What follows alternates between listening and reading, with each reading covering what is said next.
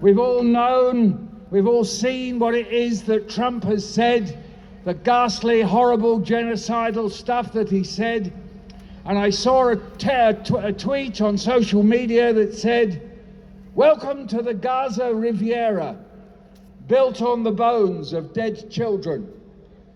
And that spoke to me, and I imagined some tourist from anywhere in the world in Gaza in the future. So this is in the voice of a tourist in the future, which we fight will never happen. But when we sometimes imagine the most awful, it helps us fight the most awful. So here's a tourist speaking. "The beach on the Med is soft and sandy.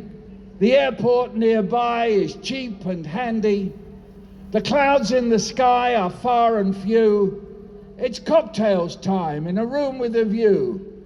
It's always good to have ideas and plans, and no one here has blood on their hands. There are pics of old Gaza on the hotel wall.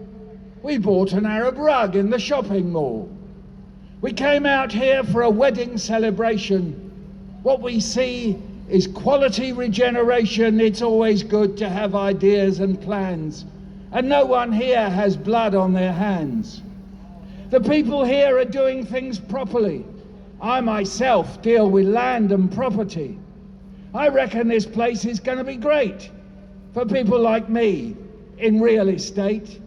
It's always good to have ideas and plans, and no one here has blood on their hands. If you buy right now, you'll make a killing. Out at sea, they're going to start drilling. The clouds in the sky are far and few. It's time for cocktails in a room with a view. It's always good to have ideas and plans, and no one here has blood on their hands." Thank you very much. Thank you.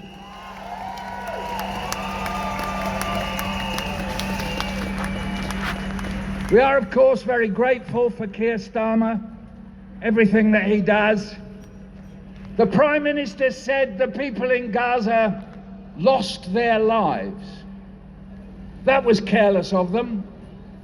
They must have been careless about where they were standing, or sitting, or sleeping. They didn't get out of the way, like walking out onto the road without looking, perhaps. They were forgetful about health and safety, perhaps. He seems concerned, but maybe he hopes they will get their lives back. Some kind person will hand them back to them, perhaps. Maybe he wonders where they lost them. Now that he's seen pictures of streets turned to rubble, maybe he thinks they got lost underneath some bricks or slabs of concrete. This may lead him to wonder what it was that caused the buildings to fall. He must have found out by now that it wasn't an earthquake. Perhaps he wonders if it could have been anything like the London Blitz, an event we remember with horror and sadness. So why would anyone do such a thing today and now? Why would anyone use weapons against civilians so that they would end up losing their lives? Surely this would be something that our Prime Minister would think of with horror and sadness. But it seems not. It just seems to have happened because the people of Gaza were careless. Thousands and thousands of people were careless. So it is that we have the careless people of Gaza and the concerned Prime Minister of Great Britain. Thank you.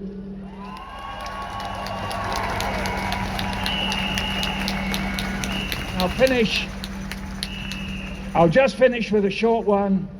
Now here's a mystery. If you say from the river to the sea, they can lock you up, you or me.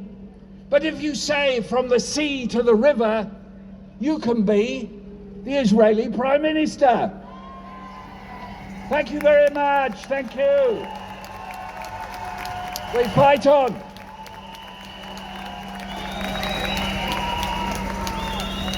Give a big hand for Michael Rosen.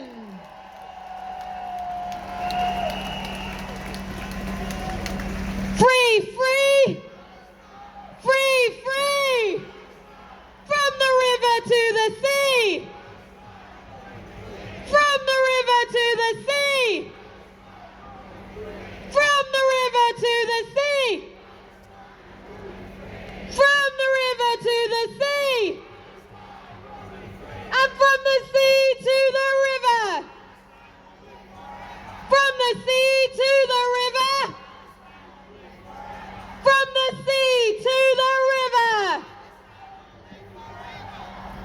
London, before I introduce our final speaker, it is a great honour to give you a revised numbers estimate for today's demonstration. And I am really, really pleased and honoured and proud to be able to say that there are at least 175,000 of us on the streets of London today. 175,000 of us here to say that Gaza was not, is not, and never will be for sale. That Donald Trump and Benjamin Netanyahu's plan will fail. And that one day soon, one day in all of our lifetimes, we will see a free, peaceful and just Palestine from the Jordan River all the way to the Mediterranean Sea. Free, free! Free, free! Free, free! Enough!